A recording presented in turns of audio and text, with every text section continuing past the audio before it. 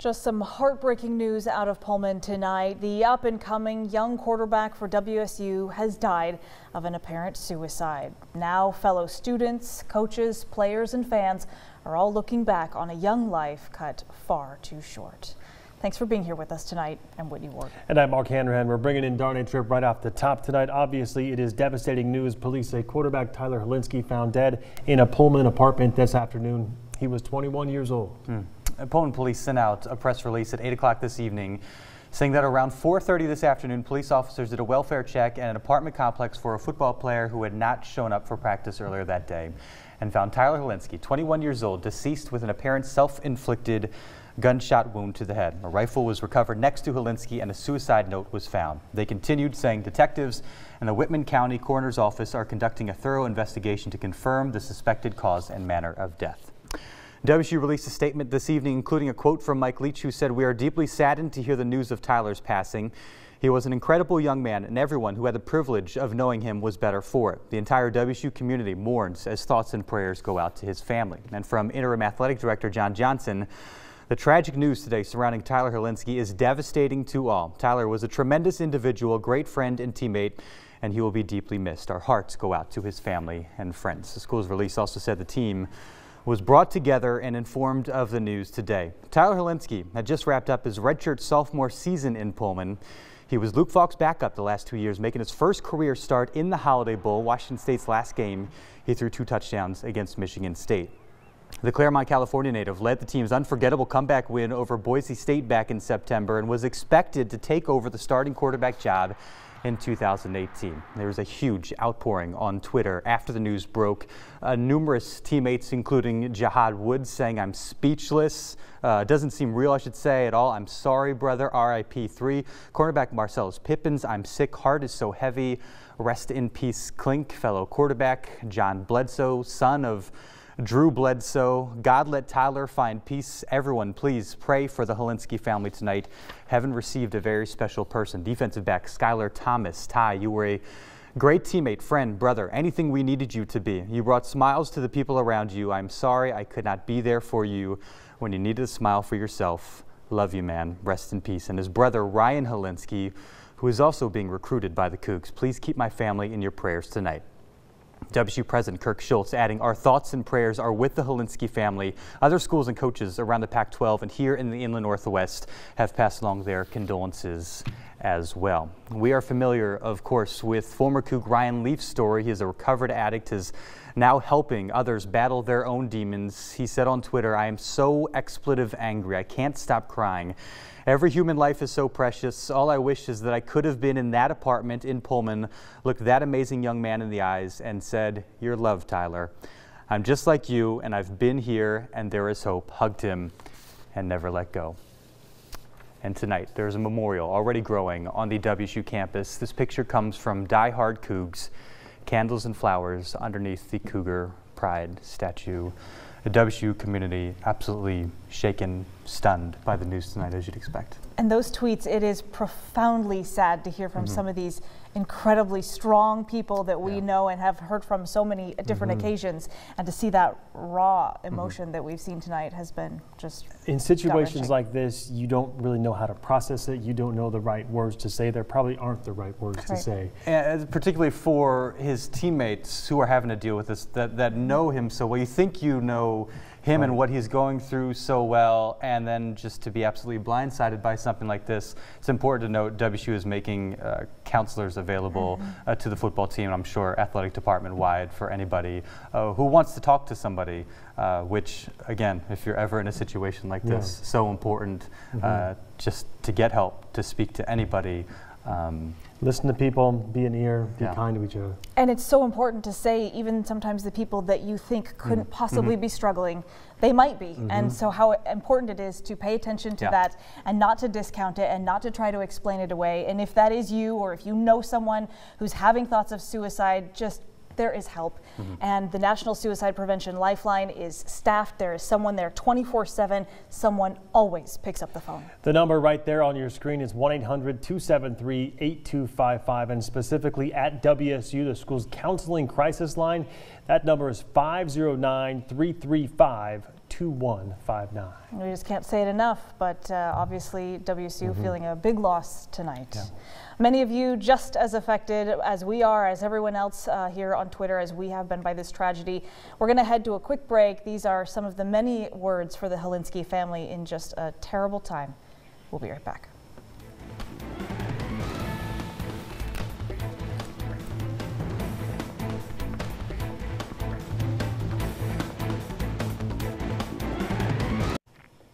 Welcome back. I want to turn to weather right now. After a pretty fantastic weekend, the dreary weather has returned to the inland Northwest. Absolutely. And if you thought it was sloppy and messy out there right now, well, just get ready for even more of that. Evan Narani is tracking a lot of changes coming. Hi, Evan. Hey, yeah, Mark and Whitney, I've already started to see some of those changes move around right now. Pretty foggy conditions out all around the Spokane region. You can see a live camera out at downtown. Pretty tough to see what's going on down there just because of how intense this fog is right now. We're at about a quarter mile of visibility at the Spokane Airport, half a mile at Felds Field.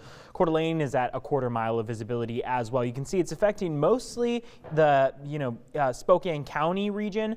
Most other areas are seeing pretty good visibility for the evening, but we are expecting those conditions to persist all the way through the morning hours of tomorrow. For the last 24 hours and the last 12 hours on this satellite radar, you can see only cloud coverage is what we've seen around the inland Northwest. We're going to expect some rain and snow to move through as we go into tomorrow. Here's that future precipitation tracker that shows you exactly how much we're expecting around your region. You can see those areas in blue are expecting upwards of 1.5 inches of rain in the next 48 hours, but that green area is expecting only less than ½ an inch. So coming up, we'll take a look at that future tracker to see exactly when you can expect all of that rain to come around. Sounds good, Evan. Thanks very much.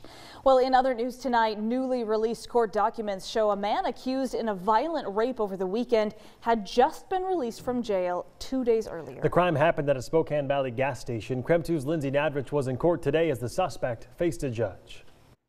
It didn't take long for Michael Rush to be thrown back in jail. Rush, a level 3 registered sex offender, was arrested for rape and assault on Saturday. Court documents showed just 2 days earlier he was released from the Chelan County Jail. He'd been serving time for a Department of Corrections violation. Rush has an extensive criminal history with 10 felony convictions and 10 misdemeanor convictions. Some of those convictions include secondary assault and first-degree rape. Now he's facing new charges of secondary assault and first-degree rape for an attack on a woman that happened here at the Senex Zip Trip on Trent Avenue in Spokane Valley. Documents detail a violent rape and assault. Deputies responded to a panic alarm at the store, and when they arrived, all the lights were turned off, even though the store is open 24/7. Once inside, deputies say Rush came out of the bathroom and initially lied about why he was there. Investigators say they then heard a woman screaming from the bathroom. She told them Rush violently attacked her. She also said that she doesn't know him, but that he had come into the store earlier that day with a woman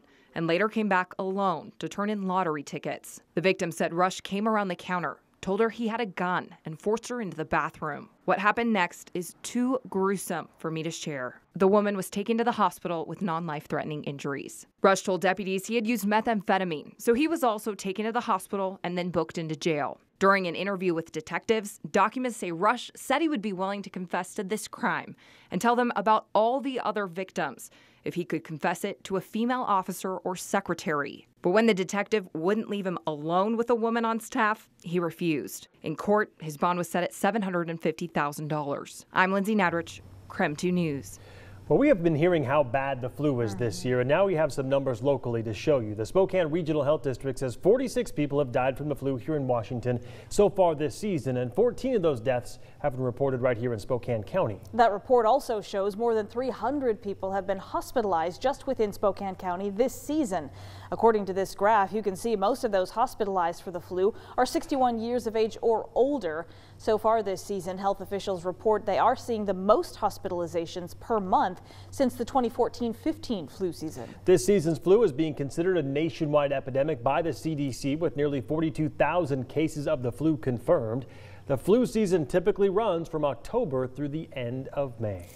The Washington State House Education Committee is discussing a bill to allow opioid overdose medication in public schools and colleges. The bill has bipartisan support. If passed, K-12 schools could get overdose medication like Narcan nasal spray. High schools would be encouraged to have at least one set of medication. It could be administered by a school nurse or other trained staff person. Well, several months after the shooting, another man is under arrest in the death of a former Spokane Empire football player. Spokane police have arrested Peyton Bradford in connection to the death of Carl Sims, who you can see here. Bradford was arrested on Friday and made his first court appearance today. Court documents say witnesses saw the other suspect in the case, Ricky Tanner, and Bradford get into an argument with a group of people, which included Sims. That was before Sims was then shot near the Monterey Cafe. It happened back on October 8th. Sims died the next day. Tanner's already in jail facing charges of first-degree murder. Well, there have been 2 false missile emergency alerts sent out in less than a week. Yeah, first there was this alert called a wireless emergency alert that was sent to more than 1 million people in Hawaii. A worker accidentally sent that one out. And today there was a similar alert message sent to people in Japan saying a missile was headed straight for the country. Obviously, you don't want to be left questioning that type of alert ever. So we wanted to know, how are things handled here locally? So here we have Alert Spokane, and you have to sign up for those alerts. Greater Spokane emergency management officials say it has multiple safeguards to prevent a similar accident from happening. Well, they tell us their office has 3 individuals who are authorized to launch a wireless emergency alert. We had them show us what that process looks like. So for starters, they tell us there are several buttons. They also have to enter a launch code for confirmation. They tell us those steps make it difficult to accidentally ever send out an alert. It would be very difficult because they're checking with me, and then I'm still having to put my code, which isn't simple, and then it will launch. Each step in this process has a safeguard the Code Red system has in place to prevent accidentally launching an alert. Counties may have different systems that don't have the same safeguards. Glad to know we have a system in place here. Absolutely. All right, tomorrow law enforcement across the state will pay tribute to Deputy Daniel McCartney, who was killed in the line of duty earlier this month. Still ahead, the heartfelt way the Pierce County Sheriff's Office is honoring Deputy McCartney. We'll be right back.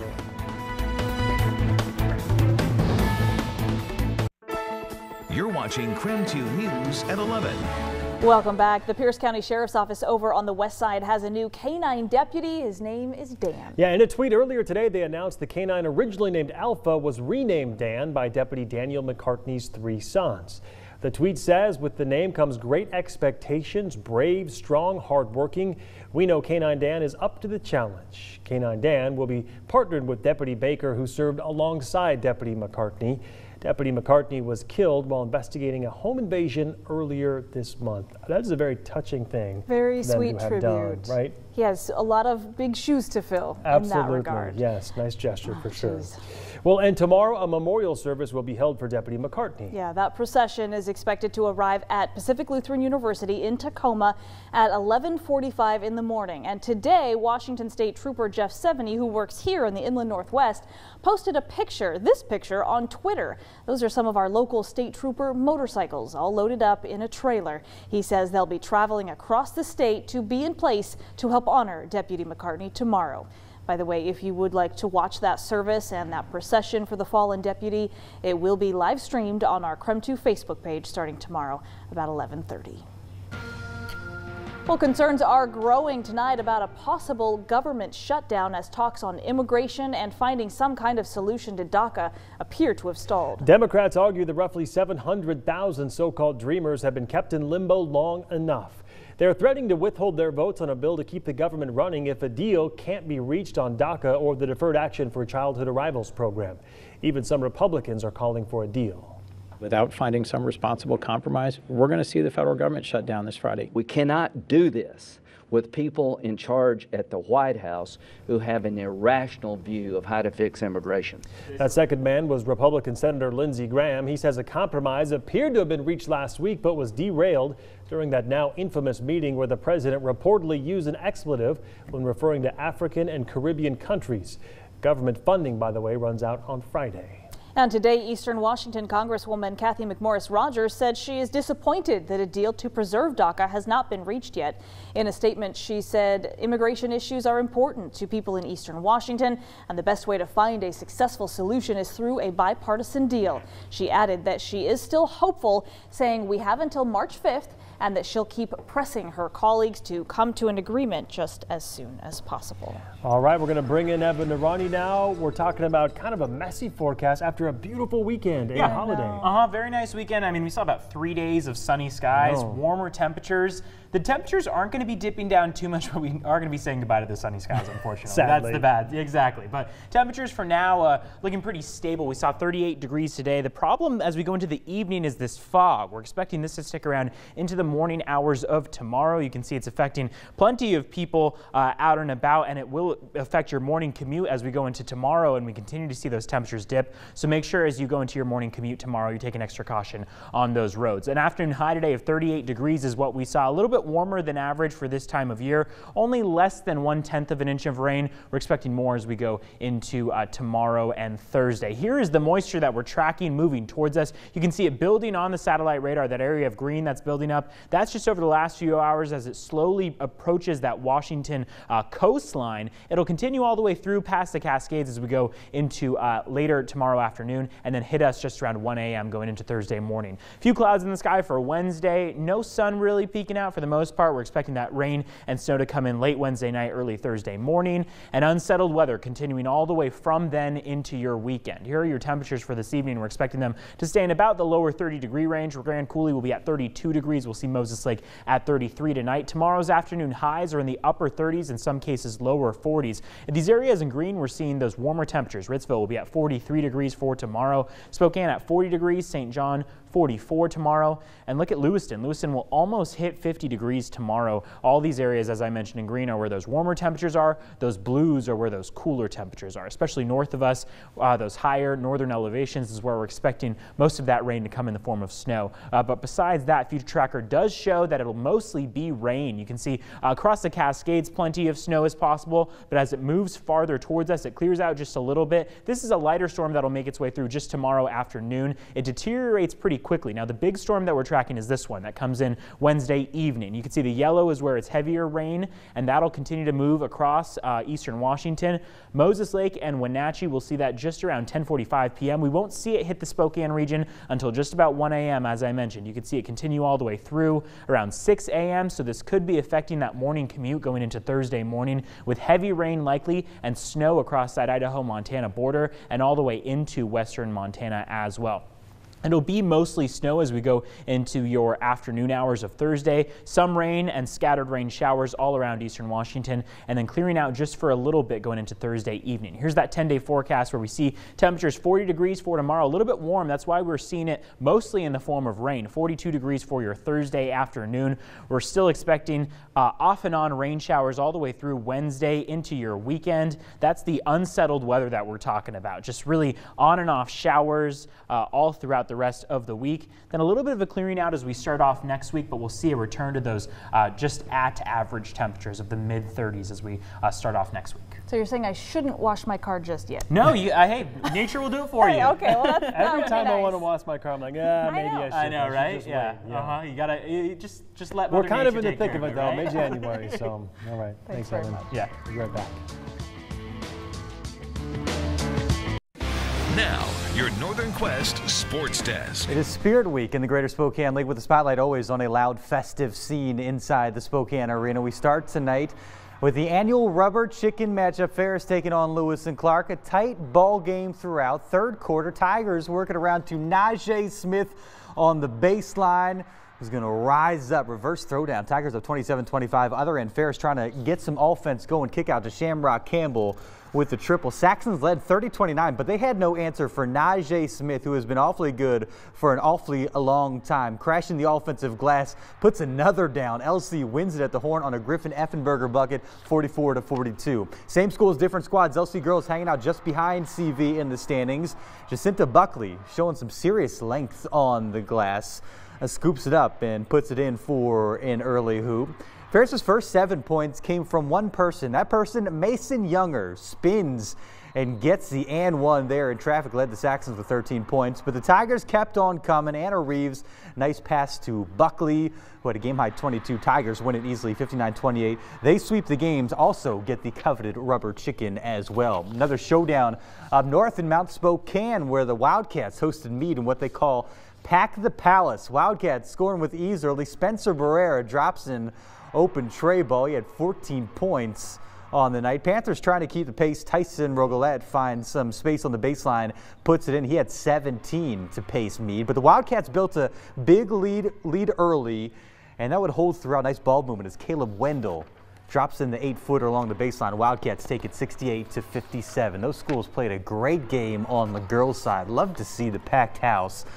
Third quarter, Wildcats in control. Aspen Adams, she can fill it up. Drains one from beyond the arc. Mount Spokane had a 14-point cushion, but the Panthers chip away. Jordan Hutchinson, an important piece of the puzzle. That bucket cuts the lead, I should say, to 6 in the third. Fast forward to the fourth, about 90 seconds ago. Hutchinson again spins and in. That would complete the comeback, give the Panthers the lead for good. Upset win for Meade tonight. They get it 59-55. That's it for sports. So we'll be right back after the break. Final look at that 10-day forecast. We're seeing 40 degrees for your afternoon high tomorrow, cooling down just a little bit to the mid-30s by the end of the week and into next week. Thank you very much, Evan. Finally tonight, we've been dealing with the very difficult news out of Pullman that WSU quarterback Tyler Helinski was found dead in his apartment earlier today from an apparent suicide. There has been kind of a growing memorial growing there on the WSU Pullman campus. This is what it looks like at this hour, although I'm sure this photo was taken not too long ago, and I bet it's grown even more since then. Earlier tonight, just a few hours ago, we tweeted a picture that just showed a single flower and a card out there, and obviously by morning we fully expect that it will have grown exponentially. Just a profound feeling of sadness across campus tonight. Saw another tweet tonight of somebody that had put a sign somewhere, it looked like it was near the athletics building, saying, "You'll always be our comeback kid." And make sure to wave Old Crimson, because of that Boise State game. Make sure to wave Old Crimson up there for us in heaven.